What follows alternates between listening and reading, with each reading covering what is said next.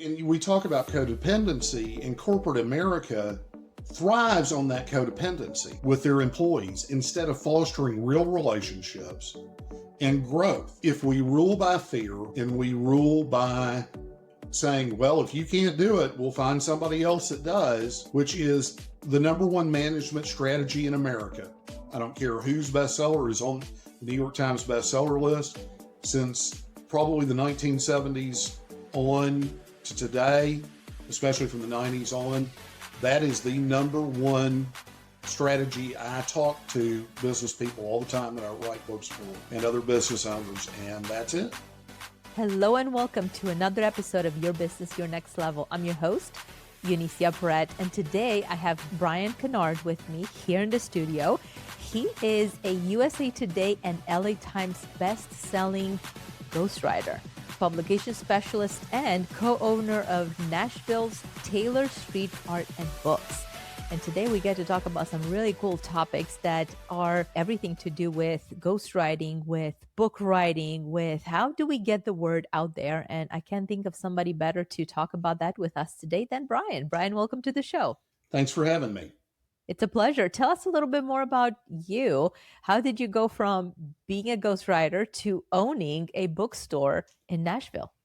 I have to jump back a little bit to that because my background is in business and in management. I've been involved with small businesses since I was 15 years old and was a finance and economics major in college, ran one of Nashville's premier small businesses right out of college, and then went to work in corporate management and did that for a number of years. And 17 years ago, I decided I'd had enough. I paid off my house with bonus money.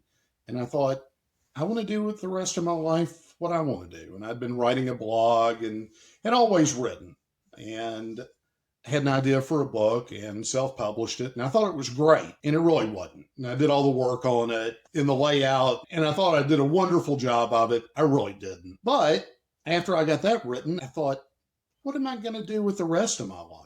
So being the entrepreneurial person that I am, I thought, well, I can help out other people do the same thing that I've done and turn this into my learning lab. So I started a small publishing company, Great Distractions Publications, and I told my authors that I networked and found that I would take 30% of the royalties for any sales and they would take 70% because I really didn't know what I was doing.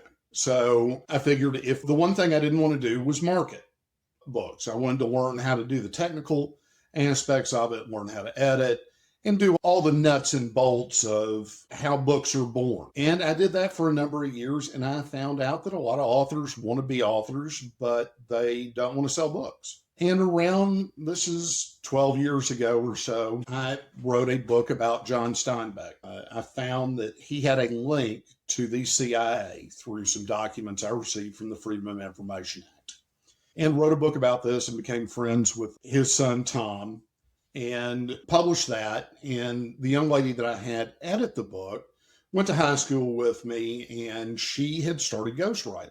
And one day while we were talking about the book, she said, why don't you start ghostwriting? I'm like, I'm not that good. She's like, you're good enough. So she had me do some editorial tasks and do some outlines for her, and she kind of taught me the ropes. So I started ghostwriting, and 8 years ago, I hooked up with a New York agency, and I have written, 35 books at this point under either my name or someone else's.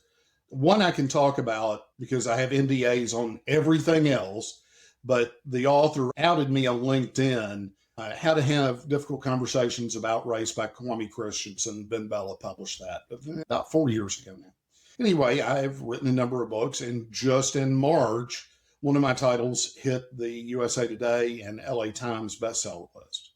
So that was... Congratulations. Thanks. That was pretty cool. I wish I could say which book that was because kind of an interesting story and interesting person that this was a memoir and other life advice book kind of merged. So that's what I mainly do. 2 years ago, or 2.5 years ago, my lovely girlfriend, Danielle Taylor, said, why don't we open up a bookstore? I'm like, are you nuts? She said, I always wanted to do it. She's an artist and had a studio in a historic building here in Nashville. And there was a great little space opening up. And I said, what the heck? I swore I would not do that into the pool again, but I did. And we've since moved, upgraded our location twice, and are now in Marathon Village, which is this fabulous old historic building in Nashville where that used to be an auto factory. And we call it a micro bookshop because it's only 300 square feet or so. But she gets to sell her art. We do books. She loves to read. We get to connect with people every day and hear just incredible stories about what books mean to people and how they shape people's lives. And it kind of validates what I do as a ghostwriter in doing the other work that I do in book production.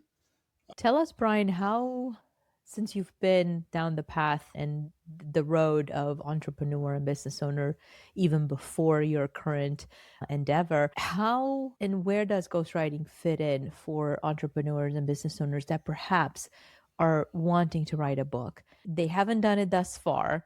They think that they might have something really good.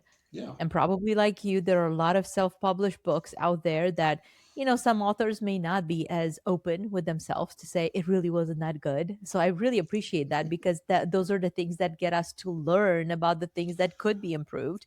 absolutely. How should business owners think about getting support versus there are so many different mediums and resources out there that are talking all about do it on your own, self-publish, here's the way you're going to do it, and then at the end of the day it's really not very meaningful because might make it to Amazon's top of the Amazon best-selling list, but all of that comes with a lot of fluff and it's not Sure. really real.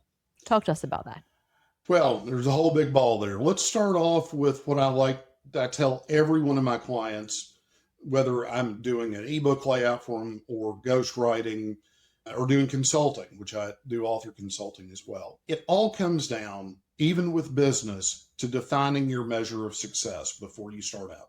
I don't want to be a billionaire. I don't want the hassle of Taylor Street Arts and Books blowing up and me turning into a mini Jeff Bezos. I don't want that.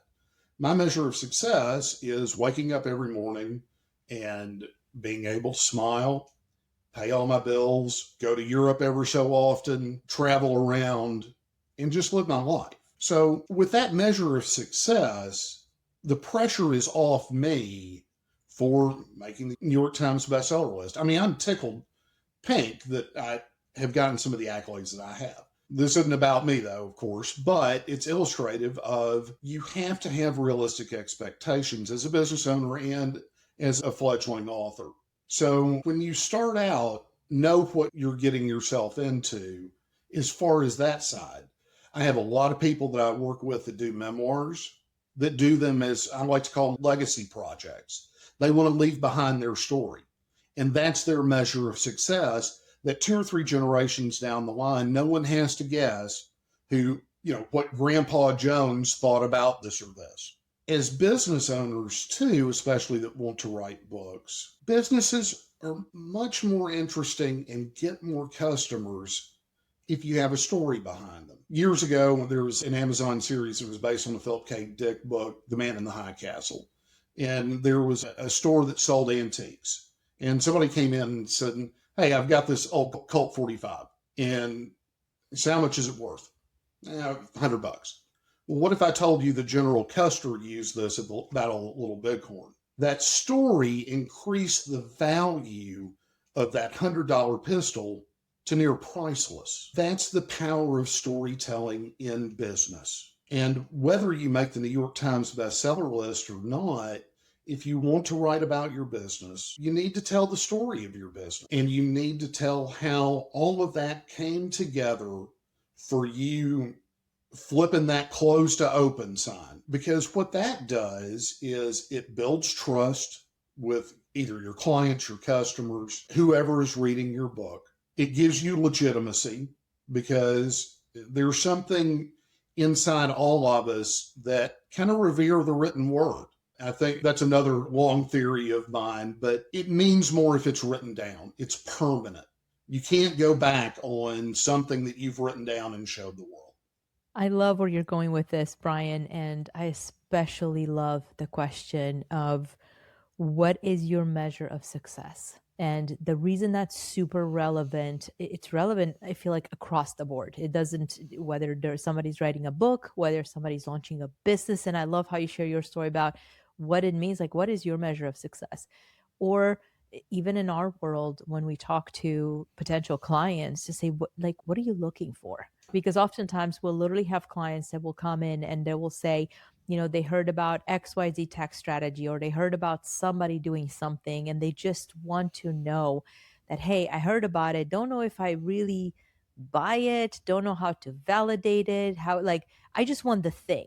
And because of how intrinsically our story is woven, even for us as a company, it's like, that's great. And here's how we can help you. The focus is on how do we ensure that the entire blueprint is reviewed, that everything is looked at so that we don't leave anything to chance. And individuals will literally say, well, but I just want this. It's like, that's awesome, because there's something and there's a service and there's someone for everybody. And it allows not just the individual to get what they're looking for, it also allows them to understand that sometimes there's a world of possibilities that maybe they didn't think about. Exactly. And your story tells your client, I've been down this road. I know the strategy works, not only because it's worked for, 500 clients before, but I've used it myself. I literally put my money where my mouth is on this. Yes. I had that conversation with a physician last night, a highly compensated, a very highly educated physician. And the message that came through was, Eunicia, I did all this research. I talked to the CPA. I have multiple financial advisors, and I'm sitting there and I know what that means, because nobody's coordinated. Nobody's talking to anybody else. And they also have a real estate portfolio. So I asked, right along the same lines of, what is your measure of success? Like, how will you know if we shift all of these challenges that you have and all of this research? Guess what? It doesn't matter how much research you do. It doesn't matter how much you put AI to work. You don't even know what questions to ask it. And if you don't know what Exactly. questions to ask it, you're only going to get the results based on what you're asking. And so the response basically came back along the same lines that you said earlier. This individual said, I just want more time with my family. Yeah. I want to stop paying so much in tax because I don't know what to do. And the people that are on my team can't help me any further, so that I can work less and spend more time with my family. And that was just so, so powerful, because that comes from someone that knows that here's how they value success. And that's something else that I found. I used to be big on saying, coming from a small business background and grandparents that lived through the Great Depression, I used to be fond of saying, I do things economy with dignity. And I learned over the years that it's worth paying professionals so I can cut out that time. I have no learning curve, but it's hard to trust. And I think that's the hump that most people, especially with finances, have to get over. I find that in my business, I like to say that sometimes I sell experiences as much as I do ghostwriting, because I have some clients that just want me to write a book. I have some that want to be the editor. I have some that want to get in and tinker with what I've written because they've never written a book in their lives, but their vision is so clear in their head, they know what they want. And that's great. But I've gotten to the point where I want to cut that out. I don't need the fluff. I don't need to spend 15 hours to do it. I just want to have the answer there for me. And if you can rely on the professionals in your life who can do that, like you save so much time. It might cost more, but I'm 53. I've got more years behind me than I do ahead. So what do I want to do Don't with paint that that time? picture, Brian. Don't paint that picture. Just times it times two, and it's doable. I knock on wood. But I think that's another mistake that a lot of business owners make, is they had to scrap for so long to get to where they're at, that scarcity mindset. And I struggle with that too. God, I struggle with that. Is still there. But you got to give it up at some point and let the pros do the job that you've hired them to do. I feel like you hit the nail on the head earlier when you said trust. And trust is not something that can be demanded, certainly not. And at the same time, I feel like, and you can speak about this even with the clients, and you mentioned some examples earlier that come to you and they're like, they try to cherry pick. And it's like, listen, seriously, going back to what is your measure of success? Well, I want it all. Well, Yeah. you can have it all and have somebody only do certain things or only help you with certain things or expect that you're going to have a full picture. Like in our case, we literally had, this is part of our story. One of our strategic partners, who's a financial advisor, came to me, and it was one of his clients that really just wanted this one particular tax strategy. He wanted to minimize some Roth conversions. And I said, we can help with that. And let's talk, like, tell me a little bit more about your life and what you're trying to accomplish and the challenges. And in our call, Brian, there were 5 massive and major issues that came up. Among them was a very personal issue that we won't even go into in recording today. However, it was so personal that it required, forget about the tax strategy for a moment. We had much bigger fish to fry. And so this particular individual came and he was like, I don't know that, like, I need to see the value. And I'm like, listen, we're going to put more money in your pocket many times over what you're investing with us just by doing the tax strategy. However, we are not a one-trick pony, because when we get in, even on this call, it's just like a strategy call, and we had these massive things come up. These Yeah. massive things will impact the tax strategy, and we need to be able to hold and have a container for all that. And it was a financial advisor who came and he said, but Eunicia, just think about it. You actually could be making more money by decoupling all of this and then just keep selling like bits and pieces as they need something else. And I was like, that feels so wrong. I said, listen, out of respect for this individual, I said, I just need to think about this. My answer as of right now is absolutely not. But out of respect for you, I hear you. Let me think about Sure. it. I went back 2 days later. I said, HE double sticks no. And oh, by the way, that client that you recommended, not only does he need a lot of help, right now he's leaving millions on the table, and we will not take him on as a client. Even Yeah. if he came back and said, well, now I want to work with you. And he's like, I, well, why not? I said, because we're not aligned in our values. Our values are that everything that we do is for the omni benefit of everyone. yeah. It's not just us. First and foremost is the client that needs to win. Then it's our team. Then it's you. Then it's us. Then it's the society as a whole. His family, the people that everybody should win. And it was so beautiful because this particular individual, he came back, not the prospect client, the financial advisor. He came back and he said, I am so blown away by the way that you run business that he's changed their entire model to say, if it's not in alignment and if trust isn't there from the very beginning, it's a no. And I was like, oh my gosh, we just made a really big imprint in the scheme of things by just staying true to who we are, because that's what trust is all about. It doesn't matter. It's not about gaining more clients. It's about No. acting in integrity. Well, and you brought up a couple of things there. The personal issues I see all the time, especially when I do memoir work. And there have been some times I've had to tell people, I can't write that because you have some legal exposure, or you really, really need to talk to someone besides me about this horrible things that you've been through, or these horrible things. But it takes courage to tell somebody that's signing your paychecks, wait a minute, either this is wrong, you need some additional help. I've told you about this once, I'm not going to tell you again, that, this is not going to work. The other thing from the business side of it, that once again, the scarcity mindset, and I fight with that every day, that, this is going to be the last job I ever have. No one's ever going to hire me for a book. And I know it's crap. I've been doing this for 17 years and that day hasn't come yet. Once again, knock on wood. But well, I mean, you've got multiple bestsellers, USA Today and LA Times. I don't see that going away, Brian. luckily I get to help bring out onto the page. But saying no to a client or saying, hey, we're not a good fit. I used to not understand early in my 20s, people would, I'd apply for a job or do whatever and say, we're not a good fit. I never quite understood that. Years later, of course, now I do.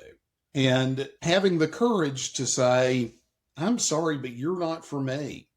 And that means I'm not for you either. That takes a lot for a business owner to say, or to overextend yourself and say, oh yeah, I can do that, even though I've never done it before. I'll try a lot of things for a client. I'll tell them, hey, I've never done this. I'll try it for you just because I'm interested in seeing if I can do this.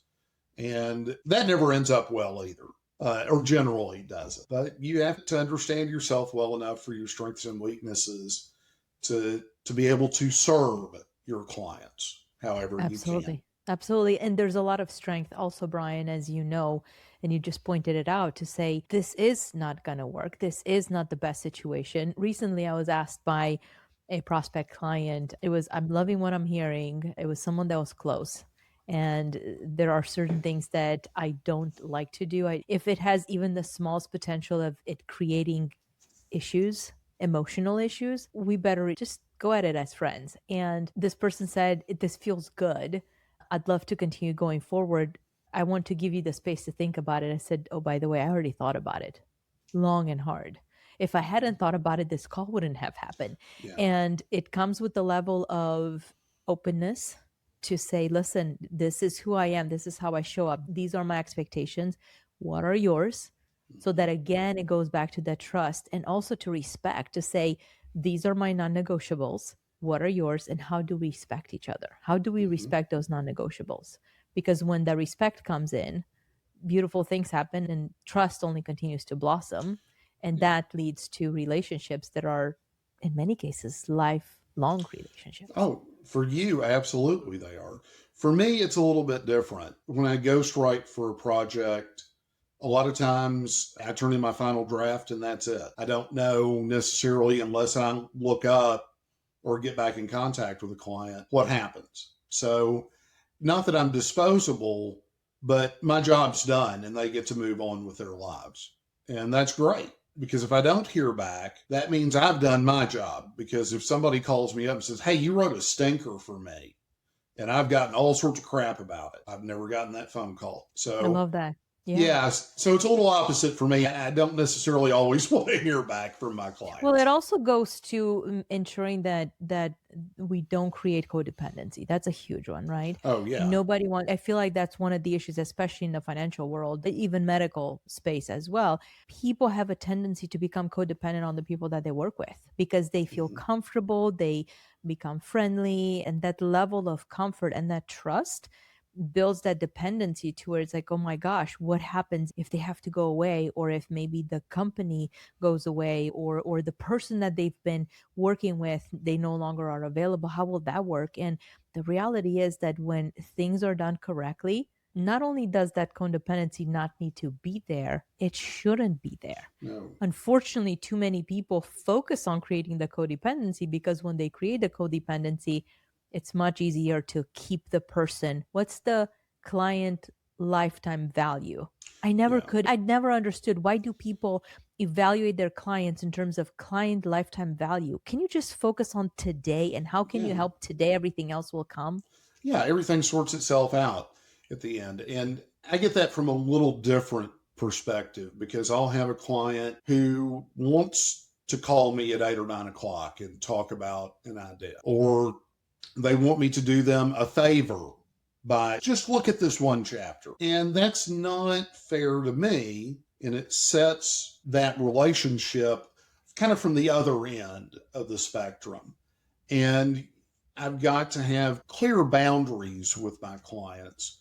And a lot of people don't like that. I've just finished a book last year for a gentleman that's in fintech, and he tried to call me on Sunday night, and he had a bunch of changes he wanted before Monday meeting. And I said, man, I can't do this. This is my time. And I said, I'm not going to do this. You have to give me enough time to be able to react to this. You can email me your changes. We'll talk later. And we got on the call the next day, and he said, some of the things you said to me, I'd fire a man over. I said, well, that's good that I got out of the corporate world then, because I chose this as my life so I could spend time with my family. My parents are getting older, so I can be there for them.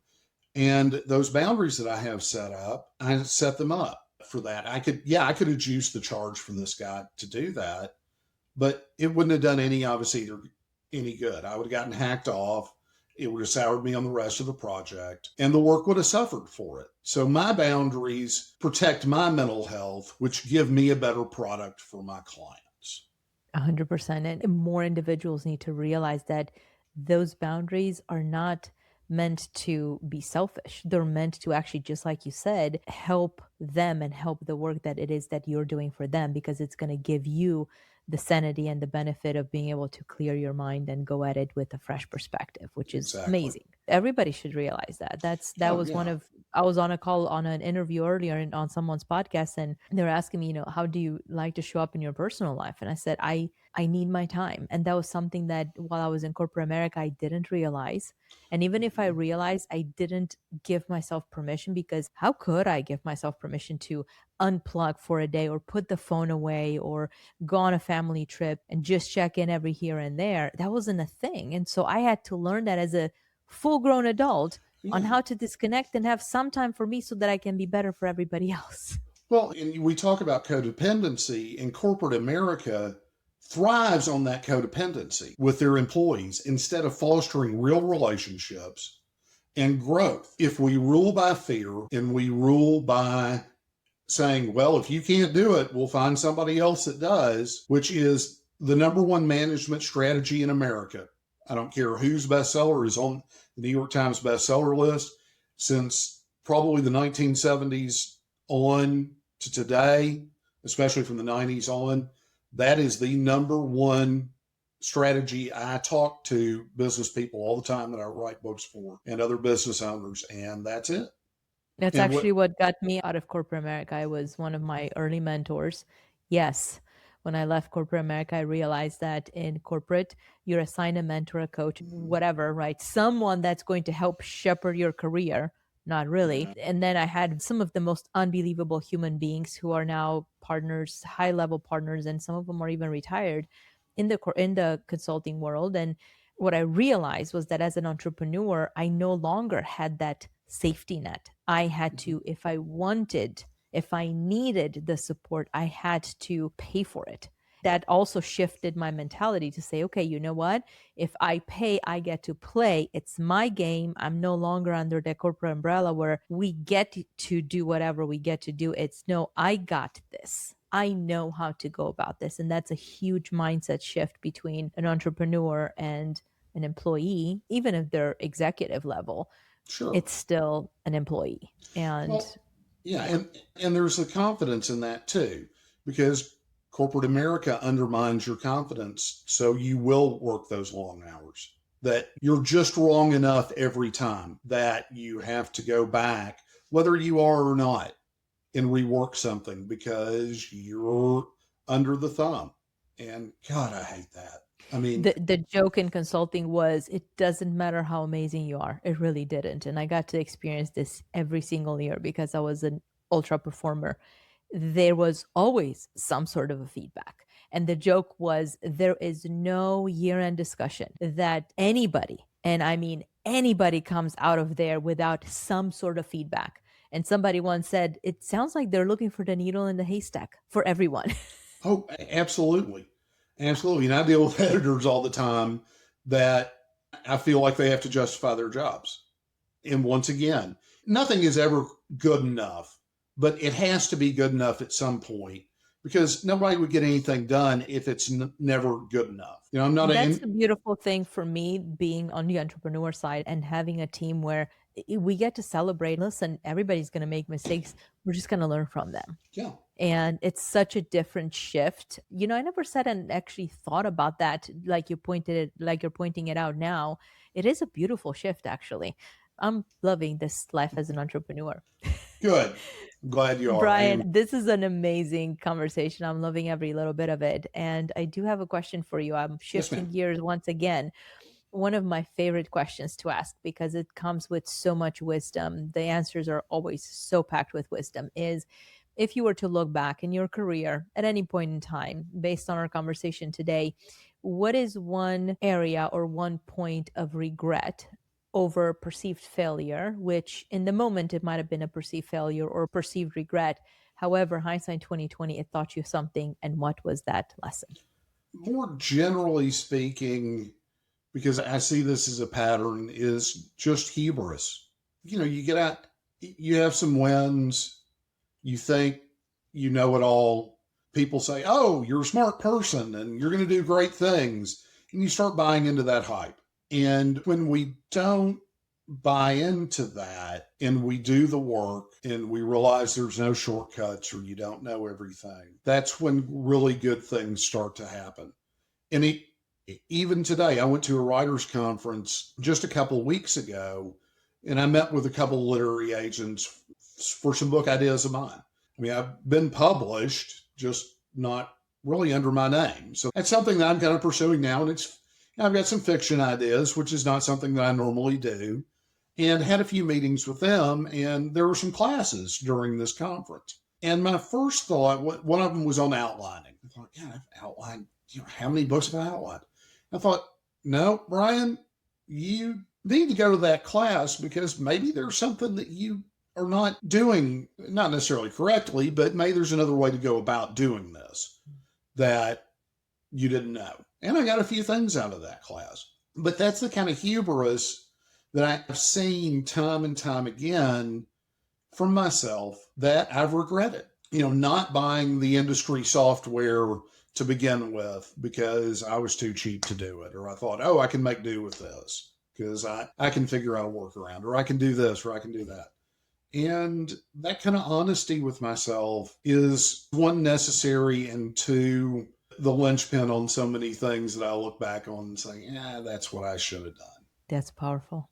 I'm going to let that sink because it's powerful and it applies to every aspect of life. Sure. We certainly see it when people come to us thinking that they can do it. And sometimes we see things, like I said, 5 years, 10 years later, and it doesn't look better. It looks significantly worse. So if we could just get out of our own way and trust that somebody else, that's their everyday, that's what they do, their area of expertise. Yes, we're going back to trust, and trust is important. We can't trust everybody. So who do we trust? We got to lean in. We got to feel into it. And when we do that, then, the whole story of when the student is ready, the teacher shall appear. Yeah. It's beautiful. Brian, this has been amazing. What I'd love to ask, one parting thought, if there was anything that you would want to leave with our audience today, what is that one quick idea? Everybody has a story to tell. Tell it. It doesn't have to be written, but have the internal courage and confidence to know that your story is important and other people will value or gain value from hearing it. And that's it. Amen to that. And if I could just add one more thing to that, Brian, don't let anybody make you put your story undercover. No. It's your story. You own it. You've lived it. And if it makes somebody else feel less than, they have a choice of working on themselves, looking in their own mirror to figure out why it is that they're bothered perhaps by your story, or to leave you alone. Yeah. And if neither one of us, those things happen, then you know what? For yourself, people are not in our life for a reason, a season, or a lifetime. Perhaps those people are not meant to be in your life for a lifetime, not if they are bothered by your story. And with that, I hope this was super significant to you because it was to me. Brian, thank you once again for showing up. All right. Until next time, stay tuned for your next episode of Your Business, Your Next Level. Thank you for joining us on Your Business, Your Next Level podcast, where it is all about helping you make more, keep more, and elevating your business to the next level. To learn more, make sure you head over to www.podcast.excelstra.com and don't forget to subscribe, rate, and review the show. Again, that's podcast.excelstra.com. Until next time, thanks for listening.